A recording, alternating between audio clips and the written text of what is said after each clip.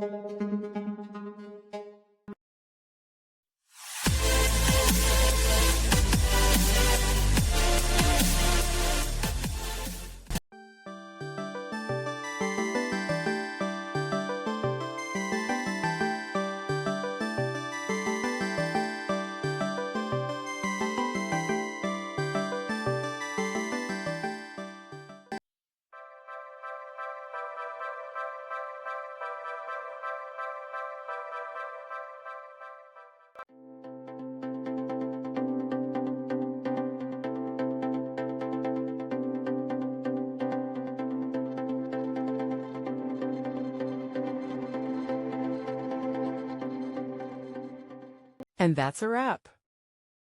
I hope you found the answer you were looking for. If you did, take a second to hit that subscribe button. It really helps out. And let me know in the comments which solution worked best for you.